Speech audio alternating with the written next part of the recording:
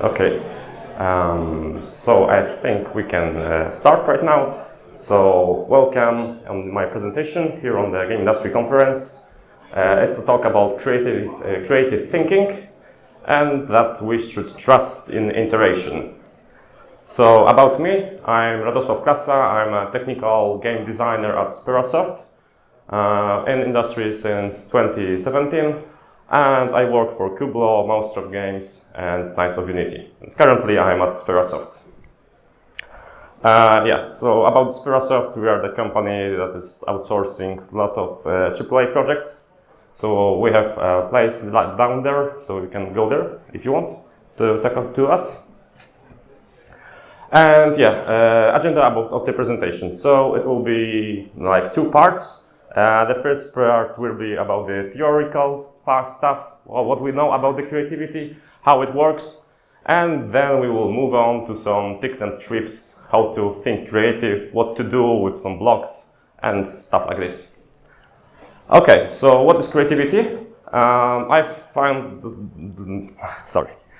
lot of definitions, and this is one that I think is often most common used. So we have like two elements that seems kinda familiar yet exotic to themselves, and we can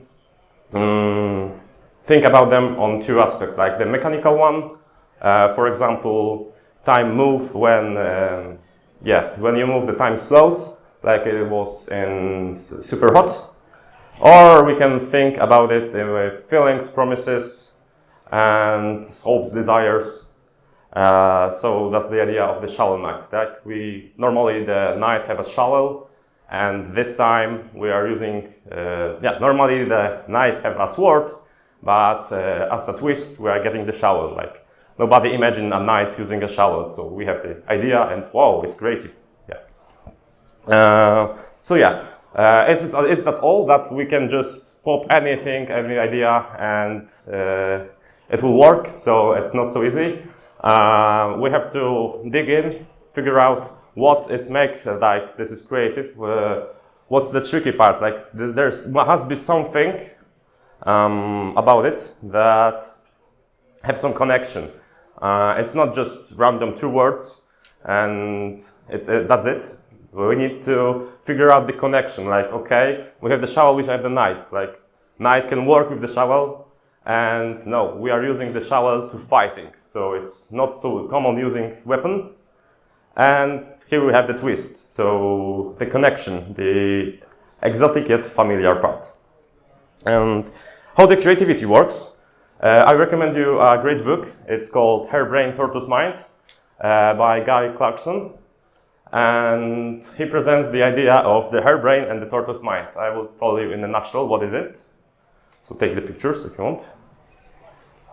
Okay, so first off is the harebrain. Harebrain is the state of mind that we are commonly using. It's the state we are using for any calculation. When we have the knowledgeable data that we are working on. So I don't know, some mathematical equation. We have the very sharp input that is going to give us a straight one yes or no answer. So you can think about the mentals in Dune, like there are using totally harebrain, and so that's about the harebrain. And the tortoise mind is the more tricky one. Like in common education, we are not using the tortoise mind at all. It's the kind of unconscious mind when we are thinking about nothing. We are just relaxing. And then under the cover, things are happening in our brain, and we are just popping out with ideas. So, like, there's a fun fact about Albert Einstein. He spent a lot of time in his office, just sitting and staring at the wall, like this guy one here. And that's when he get the most vivid ideas about physics and mathematics. So when we are looking at nothing, nothing is looking at us. So that's when we have the time for our mind to just show us the unconscious things that are processing in our brain that are normally just under the hair brain that is working focused on different tasks that we're having to calculate to get the answer right and think logical. And tortoise mind is just about the thinking unconscious. We don't know what our brain is connecting whatsoever. Yeah, so we can think about the tortoise mind question. It's like the question about the answer to life, universe, and everything. And yeah, computers don't have tortoise mind yet. They are all operating with the hair brain. So they are getting all the stuff, like it's calculatable. There are some patterns. We observe the patterns. Hair brain doesn't, tortoise mind doesn't work like that. Moving on, about the creative thinking. There are two stages when we are thinking. So there's diverged and converged thinking. The first one is when we are creating all the ideas, and the second one when we have to pick up some of the ideas. So about the diverged thinking, great example is the brainstorm. So here are some basic rules about the brainstorm. We have to clearly define the problem, what we are thinking on, present all the ideas. Everybody should not comment anything. That's where we try to engage our tortoise mind, because we don't know. The problem is often there's no quite answer. When we are creating a game, there's no other people that created a game like this. So we have to figure out without any data and find the answer. And we should use for it the tortoise mind. So quick brainstorm technique examples. Idea speed dating. It's pretty common, I think, to use. So we are just sitting around with other people. Everybody writes their ideas. So there is no normal talk about it. Nobody will criticize it, and yet everyone will. And then we switch with the paper sheet, and you get inspired by the ideas of other people, and we creating all the ideas in the diverged thinking. Other idea is when we have no idea what we should do. It's the reverse brainstorming. So when we have a lot of problems, we're getting more and more restrictions, and with those restrictions, limitations, we are getting thinking on the other hand what we can do with it, and that's when we're trying to fit the ideas. Okay, so we can't have jumping, so we have to move on the ground only. So stuff like this, and yeah, there will happen that way. There's a great site if you want some more creative techniques. It's on this my coded site. There's about 50 different other techniques. You can try in your job how it works. So just make a photo or use the QR code or just write my coded creative techniques. Moving on, converged thinking. So diverged thinking was about using our tortoise mind. Converged thinking is about hair brain. So we have the data, we have the ideas, we have somehow filtered them, categorized them, so everything that goes with the hair brain. So we can use the NAF method, like it's new, appealing, and feasibility. In these categories, we are rating our ideas, how it's working or not. Or we can just simply use pros and cons list for the idea and see what happens. And then we can just ask other people for the opinion, so what they think about it. And this is the moment when we should be criticized. We can use the hair brain, get the data, do research, and get everything done. So getting some example of getting a fast idea. It's good to have a basic knowledge about the games whatsoever. So we can just define like two sets, like view and genre. And by genre we define as some common used mechanics in the video games, and so like shooter, RPG, puzzle game. And then we can just apply the view and the genre, and that's how we can produce some idea for a game. So simple by that, like first-person perspective, puzzle game and shooter, we can get the Portal game, I think. When we remove the shooter part, we have the witness. We are just using the puzzle elements and moving around in 3D. And we can also get very creative, so to think. It doesn't have to work really, but if we see something that is happening, we can also create a text game and shooter. And yes, this game really exists. You can write down in text game a text game shooter, and it will pop up in Google. And you can play the game. You have just fill the commands and you move your character on ASCII. So to sum up, bringing the familiarity and novelty gives us creativity.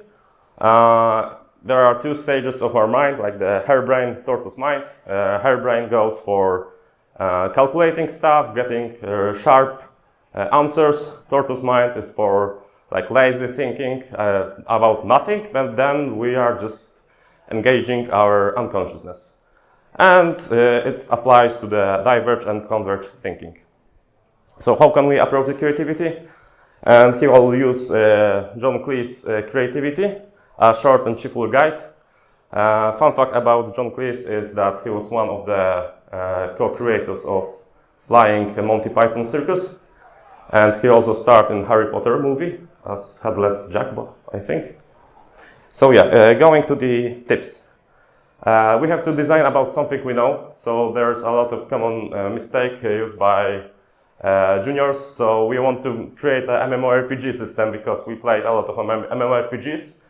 But the sad truth is that they played it as a consumer. They don't know about the complexity of all the systems that are used in in this genre, and that idea often gets wrong, as everybody knows. It's also good to look for any inspirations, do the research. Like it's very hard to be. Creativity doesn't go from nowhere. We are just inspired, like you see things that are registered by our unconsciousness, and then it's by the tortoise mind, it's processed and appears to us. So, like Scorsese said, we have to just study our old masters, enrich the palette, and expand the canvas. And also, we also standing on the shoulders of the giants, as said Isaac Newton. It's good to see how it in game dev works. Like, come on, our branch, our industry goes from the oscilloscope game that they played Pong. They were very bored, and it's appeal that it's happening. Like they probably used the tortoise mind for it. And now we have the technology like no one ever imagined in 3D. It's good to making imaginative leaps. What do I mean by that? So we sometimes have to jump a problem over, and the more time we spend on it, it's harder to do it. The more time in the tortoise mind it will take. For example, with the shark in the Jaws movie by Spielberg, he didn't know what it appeared that making a shark was very expensive, and so he made the imagined leap that let's try make a movie without showing the shark, and he had to just rewrite the whole script, but it took time. So the bigger the leap, the more time we need to figure it out, the more we have to process our tortoise mind. Keeping going. So knowledge is power, as everybody knows, but it's also good to have the mind of a novice, because the more we have experience, it's called the law of diminishing returns. The more we have the experience, at some point it can turn out that the experience goes wrong for us, and we are just looping ourselves in it, and we don't get anything new. So it's good to get some fresh blood in the project without experience, because they have the fresh look and see what can happen about it. How to approach creative blocks? Everybody who's working creative probably had one or two. It's good to know that the block in creative thinking is just part of the process. So like when we are eating food with the fork and returning the fork to the empty to the dish, it's just part of the process. We are still eating, and blocks just appear in our industry, in the creative thinking. So we have just to pass over. We can't do anything about them. Just keep going. The solution will be. It's good to be single-minded. What I mean by that, when we are thinking on an idea, we should be focused on it. By the focus, we are using all our memory or our skills to solve that. So we try not to be distracted. When you get distracted, you are starting thinking. Your tortoise mind is thinking about the other things, and we are not approaching the block. Like when we have the block, we should just constantly still thinking about the solution, and it will appear. It's good to get your panic in early. What I mean by that, it's when we are starting working on a big feature, it's good to make some mock-ups, some even a dirty, bad design, just to think that okay, it's bad, but we have something. It's not nothing. And having something, that means when we are going by the deadline, we are not just wake up and see that we are in the half of system, for example, and we have to get it, and then we are just panicked and we can't move on. It's better to take, I don't know, 1-2 days for very rough system idea, just to have something, and then we'll improve it, iterate it, and do something about it. It's important. That's pretty easy to understand that your thoughts follow your mood. So it's hard to, I don't know, make a sad game when we are feeling very happy. It's good to always create a mood for the thing that we are doing. So when you are making a horror game, it's good to watch some horrors. And when we are in some fancy artistic setting, so just listen to the classic music, make a tea for yourself, and feel like an aristocrat yourself, and then will something appear in that, the frame of mind. So we have to get our frame of mind in the right place. We should never be overconfident, so there's always a way to improve, and when we feel like overpowered, then probably we are just closing our eyes for other ideas, and we are just getting overconfident. Like we don't listen to anybody. We have to test our ideas when we have any chance. When we are testing, we should check our worries, because when we're designing, some worries may appear that that might not work so well. And this is the time when we have the first prototype that we should try to check these worries, if it's all right or not. And we should play, get it to other people, and see if it works as intended. Most important, as everybody knows, we have to kill the babies in our industry, often. We have to be neutral about the idea. The idea will grow up of himself, like said Vito Corleone, like great men are not born great, they grow great. So are our game idea systems.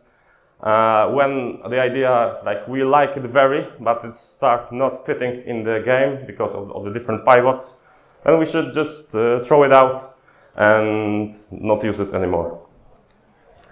It's also good to seek for other opinion, there's different conventions and so on. When we have to talk to people, get the feedback, see what is happening with our game, but we shouldn't be that very trustful, because we know the whole game by ourselves, and we know everything, and the player or other people know only a small window of the thing they are experiencing. So it's good to hear the opinion, good to understand the opinion, and if we are feeling that we should follow it, then we can follow it. So as the most important thing, I think, rule of thumb, is to iterate. Everything should be iterating. Some practical examples you can find in Sucker Punch with Ghost of Tsushima. They are also using a test-driven process, so they are often testing the game, see the feedback, what happened. If it's working, it's not. So they are used like those two rules I mentioned earlier, like test your ideas, 6-second opinion, and they're iterating all the systems all along. And also in the Last of Us example, they are struggling with block, evade, attack system. And finally, they just resignated from blocking, that you can just evade. You can find all these examples like the Ghost of Tsushima and The Last of Us on YouTube, on the GDC talks about them. So when your blocking idea isn't working, you should just kill your baby, find other solution for it. Yeah, so to sum up, it's good to create rough ideas. When we're creating rough ideas, we are getting our panic in early. So we have something to show, to discuss, to build on. And then we should, as fast as possible, create the prototype to show to others, to seek for the second opinion, to test the idea, check the reactions, fail faster, to find another idea that might work for it. And that's all. So thank you for your time. Remember, you're all breathtaking. So here's the mail. And here's some references for this presentation. And you can follow the Sperasoft on our social media if you want. And so questions, if there are any.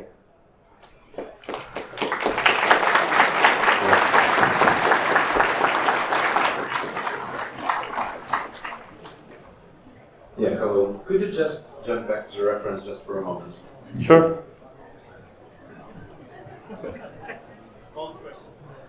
Like, there are mostly books. Like this presentation, as I mentioned, it's focused on those two books, like Harebrained Tortoise Mind and The Cheerful Guide to Creativity. The Cheerful Guide to Creativity is more focused on the writings, like scenarios for any scenarios for theater or gags. But as you can see, you can apply it also in game developers. So there's another question. Hello. Hello there.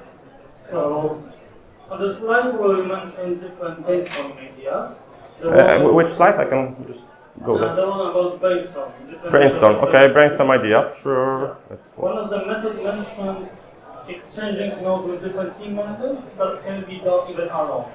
Yeah, I mean by that, it's good to just write down all. Just write them down on paper. So write some free ideas, take a break, make a tea, then look fresh at the card and see what happens. So maybe you get some idea, like you are focused-minded, like in this moment. So when you're coming back from the coffee, your tortoise might work maybe on it, and you may see other connection to that.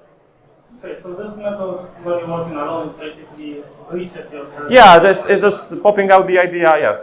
Just present it, like this, just not in your brain. Like we can't just think about our thoughts. Like they are not very presentative. We have to show them to ourselves, like using the natural language we are speaking or writing.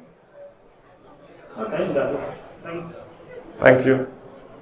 So anything else? I'll just skip.